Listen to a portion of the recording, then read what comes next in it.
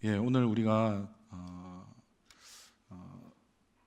하나님께서 어떻게 우리의 삶 가운데 여전히 계속해서 이 룻기의 말씀들을 통하여서 일하고 계신지를 우리는 계속해서 살펴보고, 우리가 좀 이해하기 어려운 모든 순간이나 우리가 생각할 때 그런 그냥 우연히 되어지는 그런 일들을 통하여서도 하나님은 얼마나 치밀하게 계획하시고 그 가운데 다 모든 것들을 섭리해 나가시는지, 하나님의 그 경륜의 높으심들을 우리는 분명히 확인할 수 있는 대목들이 많이 있었습니다.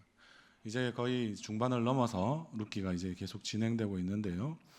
14절 말씀에 보면 우리가 한 번 더 같이 읽어보도록 하겠습니다.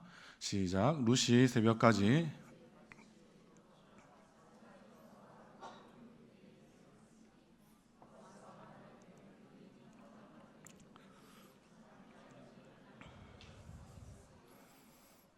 아멘. 이 타작마당이라고 하는 이 단어에 조금 초점을 맞춰서 오늘 말씀을 좀 보고자 합니다. 타작마당, 우리가 생각하면 추수일 때 먹을 것이 많으니까 거기서 보리나 밀을 이렇게 터는 그런 장소이다라고 생각할 수 있습니다. 그런데 이 타작마당을 조금 더 외람된 말씀일 수는 있지만 대구에서 이와 같은 비슷한 마당을 굳이 이야기를 해보자면 자갈마당이라고 혹시 들어보셨는지 모르겠습니다. 아니면 더 쉽게 이야기해서 제가 있었던 포항의 큰숲교회라고 하는 곳은 아마 그 옆에가 성을 사고 파는 일명 이제 홍등가라고 알려져 있는 곳이었습니다.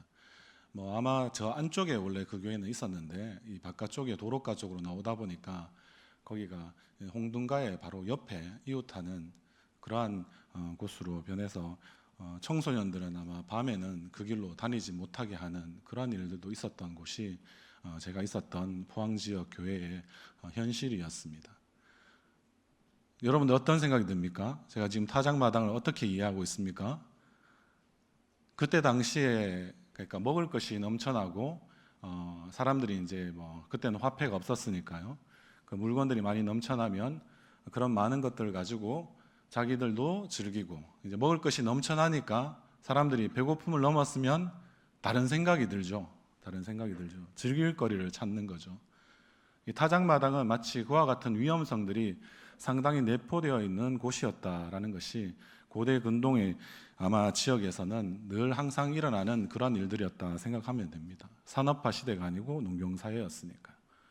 포항 지역은 특별히 아마 왜 그런 어떤 홍등가가 발달했었나라고 이제 대구에서 오신 분들도 많아서, 그래서 그 교회에 있었던 대구 출신의 이제 이 포항에 있는 유명한 회사가 있지 않습니까? 포철이라고 하는 그런 곳에 오래 근무하셨던 분의 아마 이 지역과 관련된 또 홍등가와 관련된 그런 이야기들을 들었는데, 얼마나 이렇게 돈이 많았으면 그러한 일들을 수시로 이렇게 남자들은 자신의 욕구 해소를 위해서 사용하는 곳이 그러한 장소가 되었고, 그때가 지금 아마 2000년대 넘어서 때보다는 그 전에 한창 이렇게 포철이 잘 되고 했을 때는 단순히 지역 경제만 잘 돌아갔던 게 아니라 어둠의 경제들도 상당히 잘 돌아갔다라는 그런 이야기들을 해주더라고요.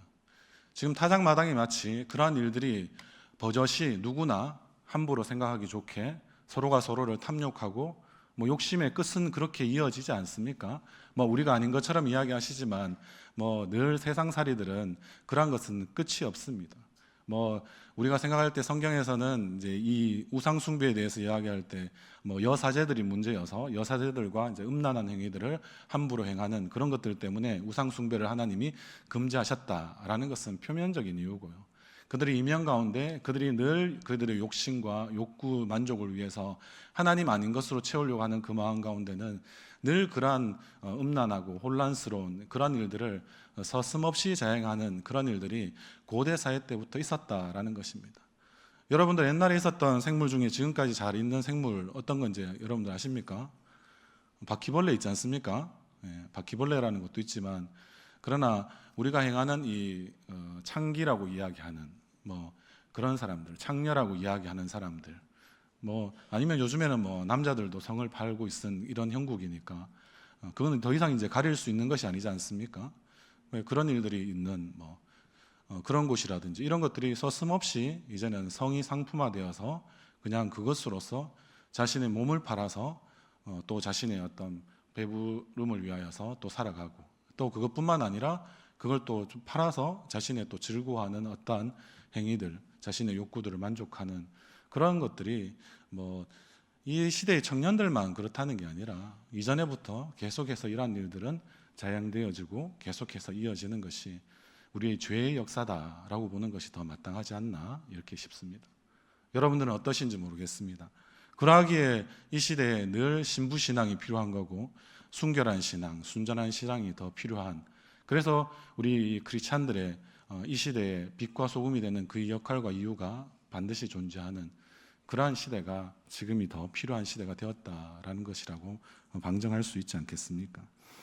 그래서 지금 어떻습니까? 룻이 그러한 위험함이 도사리고 있는, 아마 룻이 앞에서 단장하는 그런 많은 모습들을 볼 때 신부와 같이 단장했다라고 지난 시간에도 말씀드렸습니다. 그러면 다 누가 봐도 좀 이렇게 넉넉함이 있고 배부름이 있었던, 그래서 식욕이 채워졌던 이 남자들은 만약에 룻이 신부처럼 단장하고 있는 이 여인을 봤을 때 어떻게 그에게 반응하고 다가갈 수 있겠습니까? 뭔가는 안 좋은 의도를 가지고 자신의 끊임없이 솟아나는 이 죄의 욕구, 음욕들을 채우려고 그 여인을 범할 수 있는 곳이 타작마당이다 생각하면 굉장히 나오미가 이야기해야 했던 이 보아스에게 다가가는 길은 쉽지만은 않고 순탄치 않은 길이었다라는 것을 우리는 조금 더 이면으로 들어가서 지난 시간보다 그렇게 이해할 필요가 있지 않나 싶습니다. 여러분들 신앙생활을 할 때 여러분들은 하나님께서 꼭 하라고 말씀하시는 이러한 준엄한 명령이지만 그러나 여전히 위험하고 또 때로는 불편하고 때로는 여러분들 힘들 때 여러분들 어떻게 반응하고 계십니까?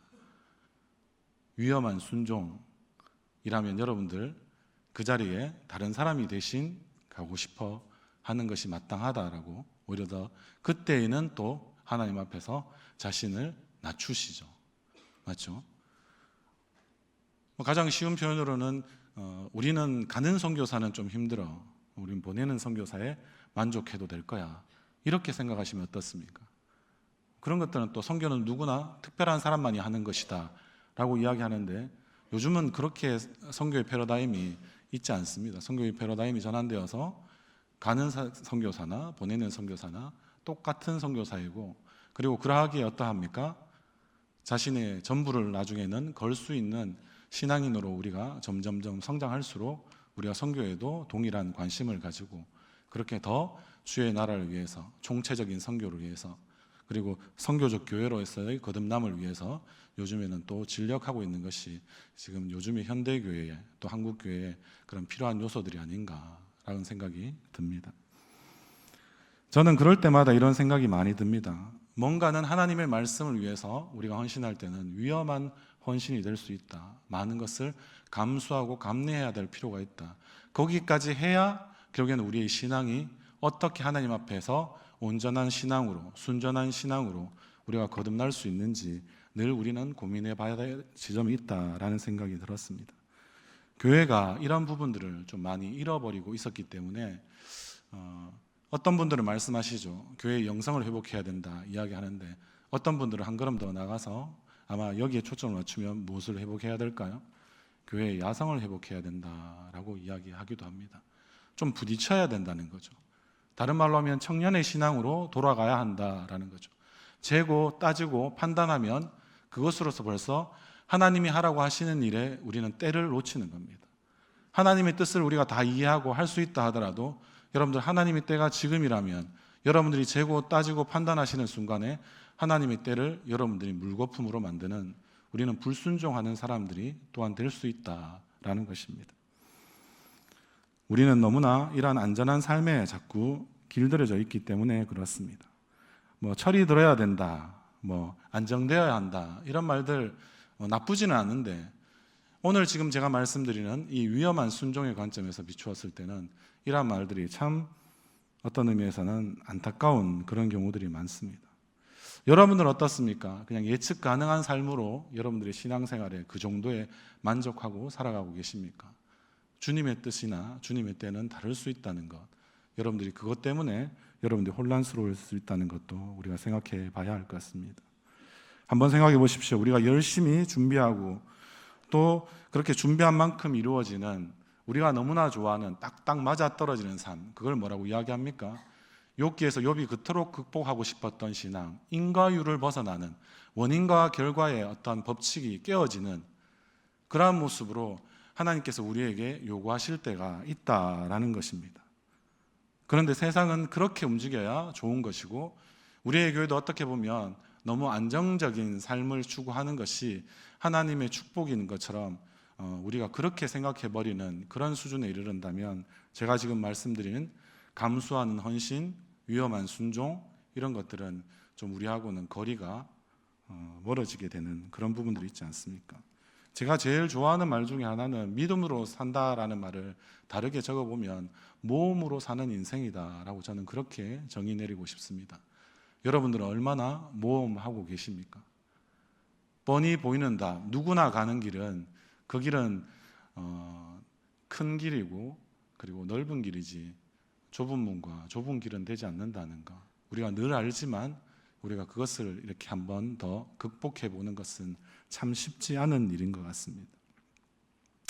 때로는 저는 우리 청년들이 그렇게 자기 자신을 좀 던져보기도 하고 부딪혀보기도 하고, 그래서 세상도 어떤 의미에서는 교회에서도 좀 잘 이해할 수 없는 어떤 그 헌신과 열정이 있었으면 하는 그런 생각들을 많이 가집니다. 그래야지 우리는 히브리서에서 나오는 말씀처럼 세상이 감당할 수 없는 자로서 늘 살아가는, 그래서 좀 더 참된 믿음에 가까워지는, 그래서 주님이 그런 믿음을 보고 흐뭇해 하실 수 있는 그런 하나님 앞에 가까이 나아가는 그런 방법들 아니겠나 싶습니다. 앞에 말씀드린 대로 우리는 안전한 삶에 너무 길들여져 있을 때, 그래서 어떤 우리 신앙생활에 위험을 주는 것은 한 번도 우리가 감수한 적이 없이 우리가 살아갔던 것은 아닐까, 늘 스스로에게 우리는 물어볼 수 있어야 합니다. 그럴 때 우리 스스로가 다시 한 번 더 영적인 잠에 들어있는 것이 아니라 영적으로 깨어나서, 그래서 주님이 정말 원하시는 우리를 향한 크신 계획을 우리가 늘 바라보고 그 가운데에서 다시 한 번 더 우리는 어떠한 삶으로 그 조각의 한 부분들을 우리가 감당할 수 있는 책임을 발휘할 수 있을까 늘 고민하는 그런 모습으로 우리는 깨어있는 그리스도인의 모습을 견지할 수 있게 되기 때문에 그렇습니다. 사랑하는 성도 여러분, 그래서 우리 스스로 이러한 부분들을 바라볼 때 이것이 정말 우리에게 가장 필요한 부분이라는 걸 스스로 좀 잘 이해할 수 있는 그런 우리의 성도님들이 특별히 되면 좋겠습니다. 그렇다면 우리의 삶 가운데서 이러한 위험을 감수할 때 우리가 누릴 수 있는 유익은 무엇인가 아마 물어보실 것 같습니다. 미리 말씀을 한번 드려보겠습니다. 얼마나 이 세상에 소중한 것이 있는지를 우리는 비로소 그때 우리가 위험을 감수하는 순종을 할 때, 우리가 헌신을 해볼 때, 그때 우리는 비로소 알게 되는 것입니다.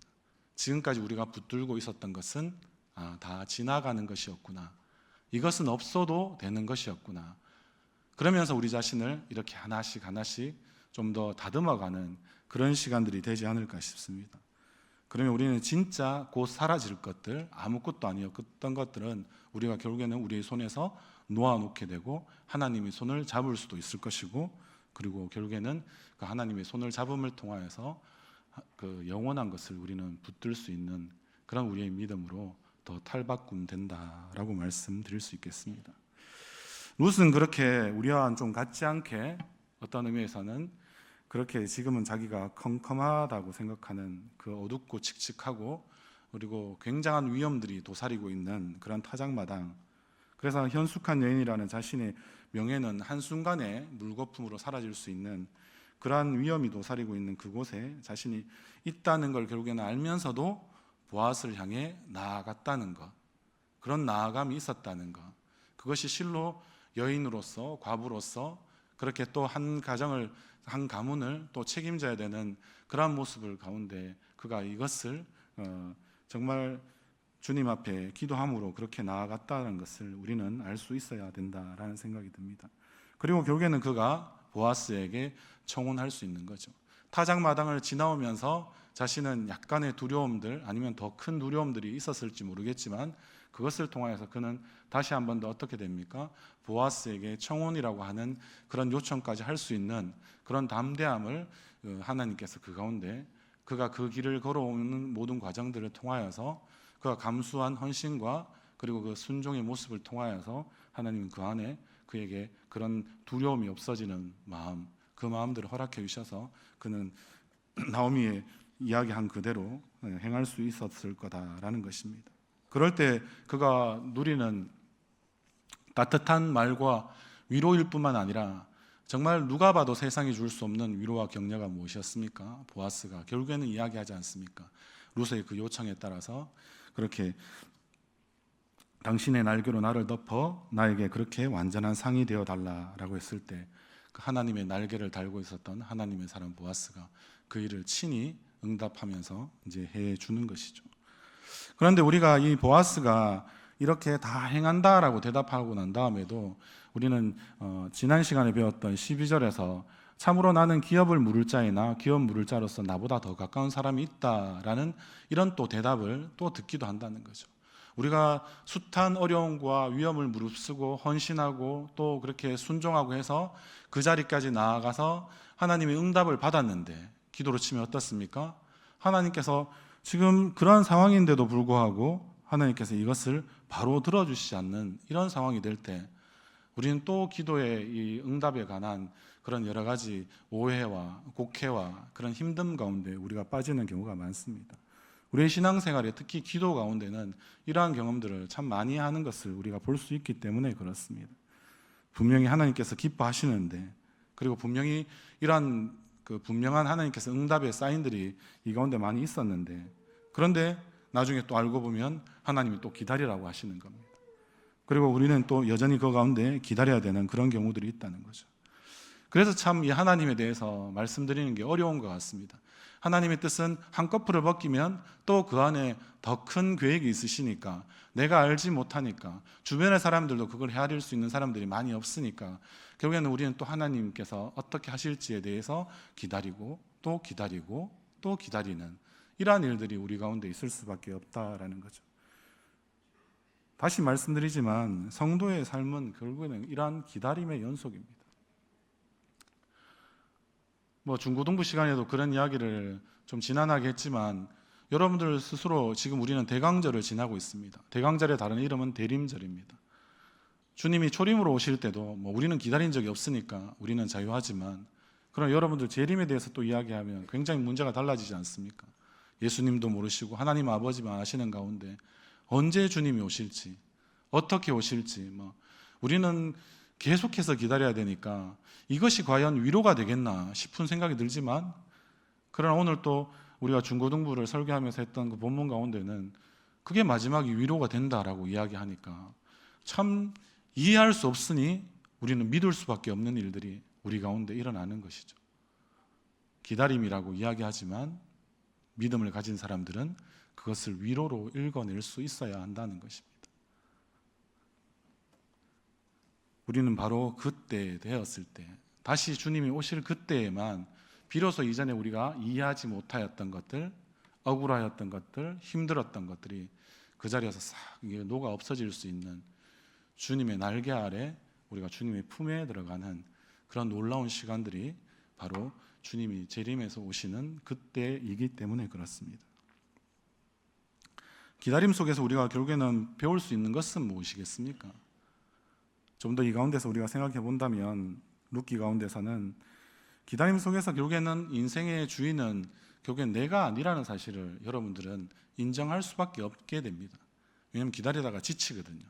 그러면 떠나든지 남아있든지 그럼 남아있으면 그 가운데서 어떻게 합니까? 하나님이 결국에는 내 인생의 주인 되심을 결국엔 내 입으로 우리는 토설하지 않고는 내가 하고 싶지 않지만 내 인생의 주인은 내가 아니었습니다를 우리는 비로소 그 기다림에 지치는 그 지점 이제 우리의 한계 상황까지 이르는 그 지점까지 갔을 때 우리는 결국에는 하나님이 아버지 되신다는 사실을 우리는 알게 됩니다. 인생의 주인 되실 뿐만 아니라 하나님이 친히 우리의 아버지 되신다는 사실을 그렇게 이야기할 수밖에 없습니다. 뭐 기도에 대해서 고민하는 성도님들도 그런 말씀을 많이 하시던데 저 또한 마찬가지로 그런 경로를 거치면서 신앙이 자랐던 것 같고요. 여러분들 하나님을 바로 만났을 때 하나님이 아버지 되시는 분이 있으십니까? 하나님을 바로 아버지로 고백하시는 분이 초신자들 가운데 있으시던가요? 없습니다. 반드시 어떠한 자신의 기다림과 그리고 기다림이 지쳐있는 그 한계 상황을 그가 돌파해내었을 때, 돌파하는 과정 가운데 있을 때 하나님이 자신의 아버지 되심을 그도 비로소 고백하게 되고, 그래서 그는 그 어두운 터널을 뚫어내게 되는 것입니다. 저만 그랬습니까? 다 그러신 것 같은데. 그래서 우리는 신앙생활이 어렵다라는 말이 또 맞기도 하다는 거죠.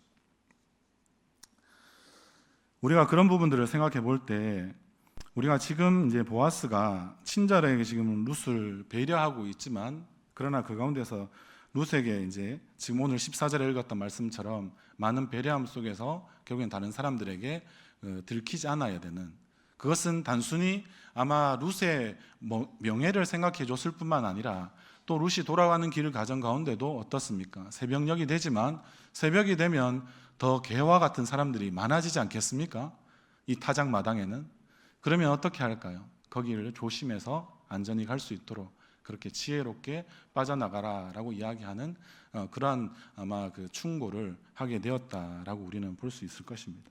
우리 그러면 이렇게 아마 룻에게는 돌아가라고 이야기했지만, 그러나 이 부분들을 자기에게 지금 맡겨진 기업 물을 자로서의 이 책임들을 그는 다하고야 말겠다는 이러한 약속들을 하면서 그가 보아스가 지금 룻에게 한 말이 있는데요. 우리 15절에서 17절까지 세 절의 말씀도 함께 그냥 읽도록 하겠습니다. 시작.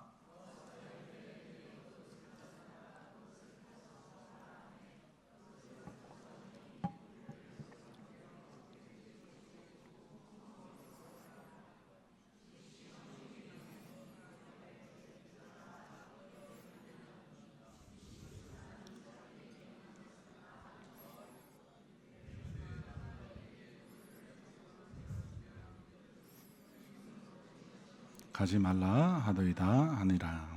아멘. 예. 17절 말씀에 좀 더 주목해서 보면 결국에는 어떻습니까? 그가 내게 이 보리를 6번 되어 주며 이르기를 이라고 되어 있습니다. 결국에는 룻이 시어머니에게 돌아가게 되고, 결국에는 보아스가 아마 이 말만 한 것이 아니라 실제적으로 이제 룻에게 자신이 이 청혼을 받아들인다라는 의미로 룻에게 했던 행동이자, 또한 이것은 이중적인 의미가 있는 거죠. 나오미에게도 아마 그가 분명한 이 의사 표시를 전달하는 하나의 사인과 같이 준 것이 보리를 6번 되어 주었다라고 이야기합니다. 여기에 좀 우리가 생각해 보면 이 6번이라고 이야기하는 것은 마치 횟수를 강조하는 것처럼 보인다는 거죠. 앞에서 제가 말씀드린 대로 하루 이삭 죽기를 하면 모을 수 있는 양을 이야기할 때도 에바라는 표현을 썼거나, 또 만약에 또 다른 부분들이 필요했으면 유대인들이 쓰는 호멜이라는 단위도 표현했을 거고, 그런데 그냥 지금 6번만이라고 이야기했다라는 점에서 이 횟수를 중요하게 생각해서 지금 룻이 보아스의 이러한 자기에게 베푼 또 이런 선대함들, 이 은혜 베풀을 그 가운데서 분명히 응답을 가지고 돌아갔다는 것입니다. 그렇게 생각해 볼 때 여러분들 이 6이 의미하는 바가 무엇인지 우리가 한번 생각해 보아야 할 것입니다. 6 생각할 때 여러분들 어떻습니까? 6일 생각하면 제일 쉬울 것 같기도 하고요. 그럴 때 이 6은 결국에는 부정적인 의미에서는 완전하지 못한 것, 안식이 들어가지 못한 상태, 우리는 그렇게 해석해 볼 수도 있습니다. 그렇다면 제일 부정적인 의미는 요한계시록에서 나오는 모든 사이비나 이단들이 좋아하는 666이라는 그런 기호들도 결국에는 그렇지 않습니까? 그런데 이걸 조금이라도 우리가 긍정적으로 생각해 보면 어떻습니까? 6은 이제 다 되어간 상태 아닙니까? 7이 되지 못하였지만 이제 6이 되었으면 어떻습니까? 좀 기다릴 수 있지 않을까요? 기다릴만 하지 않습니까? 그렇지 않나요? 저만 그렇습니까? 그런 상황들을 한번 생각해 보시면 어떻습니까? 제가 좋아하는 그 패밀리 레스토랑 중에 이름이 TGIF라는 게 있는데, 요즘에는 조금 많이 이렇게 트렌드에서 좀 떨어졌습니까? 그래서 뭐 요즘 다른 것들도 경쟁 업체들이 많이 생겨서 그런데 여러분들 TGIF 이렇게 무엇의 약자인 줄 아십니까? 예. Thanks God in Friday입니다. 주 5일 근무가 우리보다는 보편화되었던 서구 사회에서 금요일쯤 되면 우리는 요즘에 불금이라는 표현을 많이 쓰지만 그들은 금요일쯤 되면 이제 일이 다 끝났다라는 거죠. 그래서 아마 금요일에 모아서 하는 더 큰 감사 뭐 이런 거 개념이 이제 TGIF가 되는 거죠. 금요일에 뭐 하나님께 감사하다 이런 표현을 줄여서 했는데 그것이 아예 패밀리 레스토랑이 되어서 미국에서 들어온 걸로 알고 있습니다. 여러분들 그러면 어떻습니까? 이 6번이 되었다라는 말은 결국엔 무엇을 이야기하는 걸까요? 한 주간 우리의 삶이 굉장히 힘들었지 않습니까? 그러면 주말로 이렇게 다가오면 어떤 생각이 드십니까? 아 이제 좀 한시름 놓고 또 그 가운데 여러분들 하고 싶었던 것들을 좀 하면서 나름대로 좀 안식하는 그런 시간들이 이제 도고오지 않습니까? 그래서 여러분들 금요일을 이렇게 사는 사람들이라고 우리가 그렇게 우리 스스로의 삶 가운데서 다시 생각해 볼 때 금요일쯤 되었는데 여러분들 포기하십니까?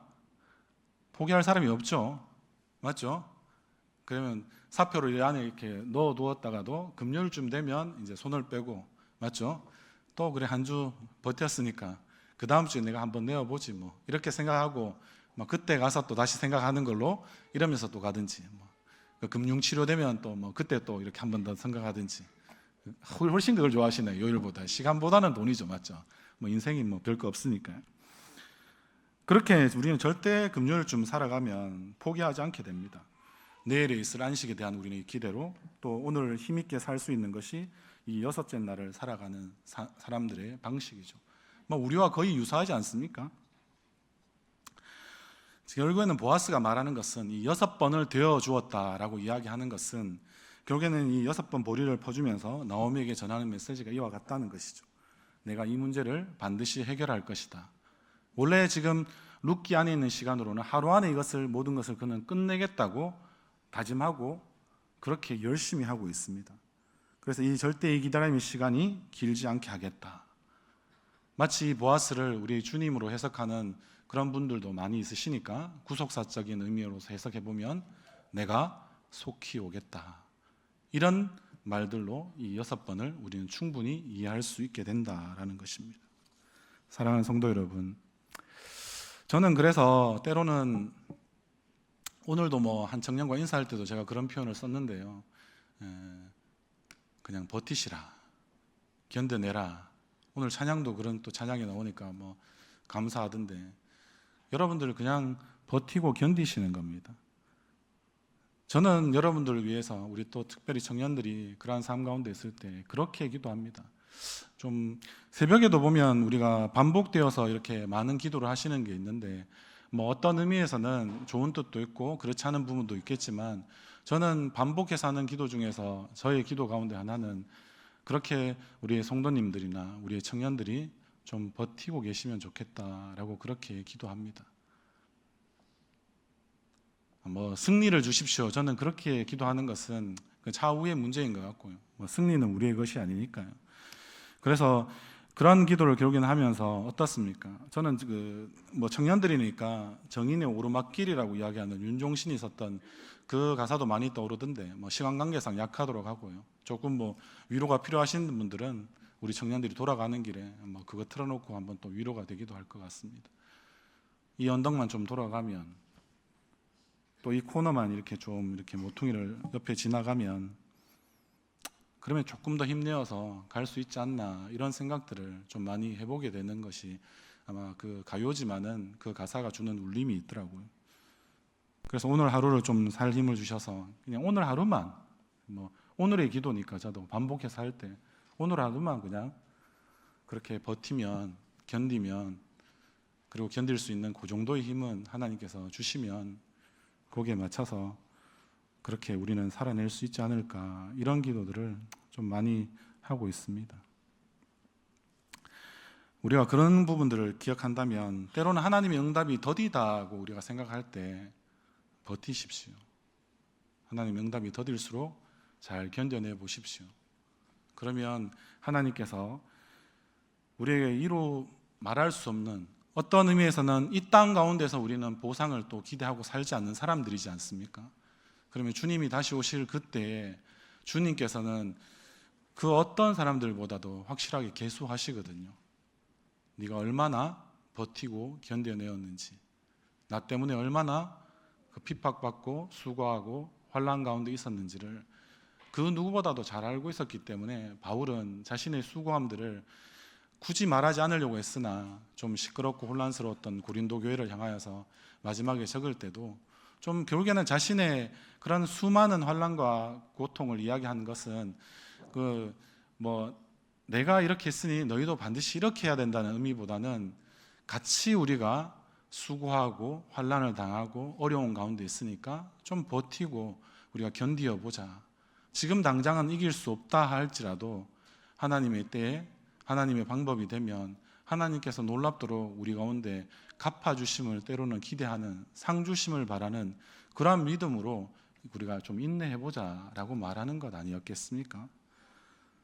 사랑하는 성도 여러분, 그렇게 된다면 우리는 지금까지 여기까지 그렇게 에베네셀의 하나님이 도우신 가운데 왔었는데 이제 돌이키기에는 너무나 아깝지 않습니까? 어떤 의미에서는 이게 정말 진리가 맞다면 내가 거짓으로 내 스스로 이 부분들을 해결하고 증명할 수 없다면 그럼 지금까지 해오신 그 모든 것을 마치 물거품처럼 숲으로 돌리지 마시고 끝까지 한번 버티고 견디어 보시면 좋을 것 같습니다. 그것이 바로 지금 성경이 우리에게 주는 권면이자 제일 큰 위로가 되지 않을까 싶습니다. 여러분들 참된 안식을 늘 바라고 기대하고 소망하고 살아가시지 않습니까? 주일에 우리가 아무것도 어떤 의미에서는 하지 않고 내가 하고 싶은 것들을 절제하고 그렇게 버티고 견디시면서 이 예배의 자리에 특별히 우리의 청년들은 귀하게 그런 마음으로 나온지 압니다. 그런 것들이 우리가 쌓이면 결국엔 실력이 되지 않겠습니까? 포기하지 마십시오. 그래서 다시 힘을 내어서 우리의 마지막 하나를 좀 채워가기 위하여서 우리는 인내함으로 주님의 다시 오심을 기대하는 마음으로 그렇게 믿음의 발걸음들을 한 걸음 한 걸음 옮겨내시는 그런 우리 모두가 되셨으면 좋겠습니다. 우리 18절의 말씀도 마지막으로 읽겠습니다. 이에 시어머니가 이르되 내 딸아 이 사건이 어떻게 될지 알기까지 앉아 있으라.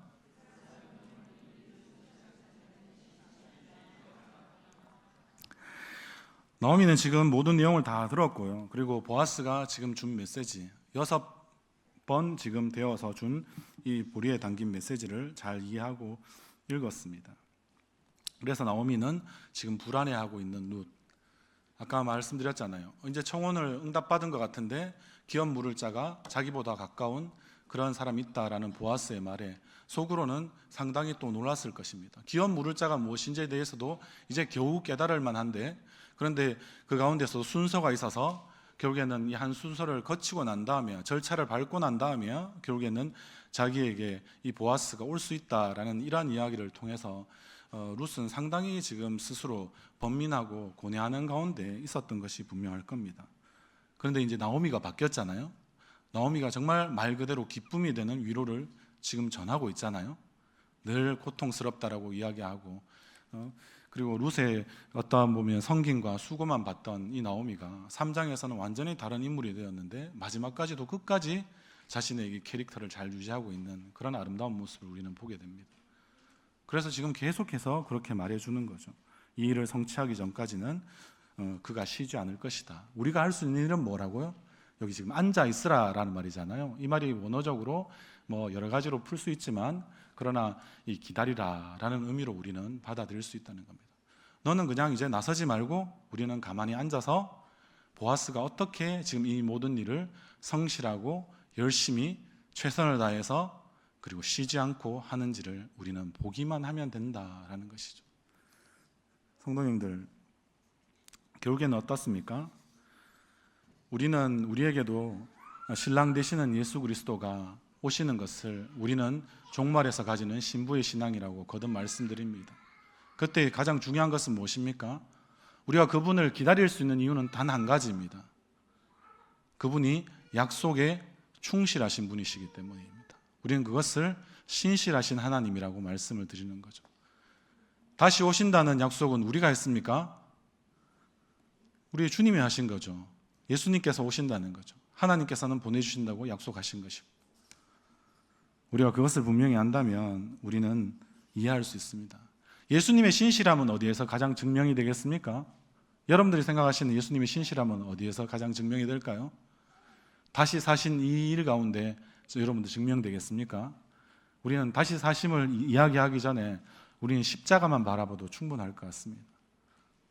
예수님이 이 십자가 하나를 지시기 위해서 그분은 시간을 뚫고, 그리고 굳이 안 오셔도 되는, 감당하지 않으셔도 될 법하지만, 그러나 하나님 아버지와 아들 되신 예수 그리스도의 약속 가운데 창세전에 이 일을 우리를 위해서 감당하신 거죠.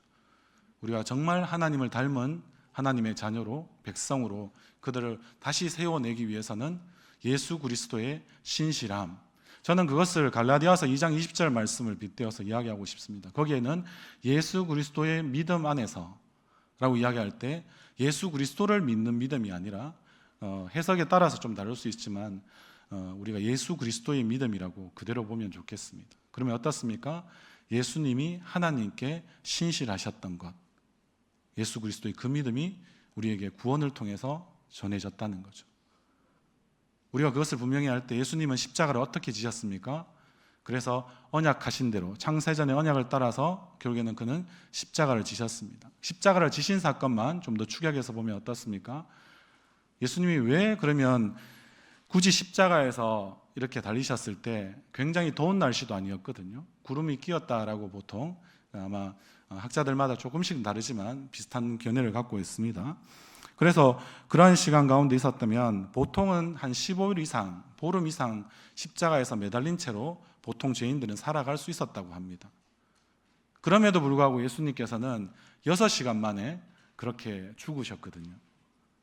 여러분들은 왜 그렇다고 생각하십니까? 그가 얼마나 신실하셨으면, 우리가 영화적 상상력을 동원해서 우리가 패션 오브 크라이스트라는 작품을 봐도 마찬가지지만, 그가 채찍에 맞을 때 동물 뼈 조각이 있는 것으로 맞았다고 보통 사가들을 많이 이야기합니다. 그 고증이 좀 많이 확실한 영화라서 그런 부분에 대해서 굉장히 또 불편해하셨던 분들도 있고, 보러 가셔서 힘들어하셨던 분도 있는 걸로 알고 있습니다. 살점이 다 떨어져 나가니까요. 그러니까 거의 다 보통 이렇게 전문가인 의사 선생님들이 이야기하는 거는 그 정도 그 채찍에 맞아서 아마 그 하루를 버티기 힘든 상황이다라고 이야기하기도 합니다.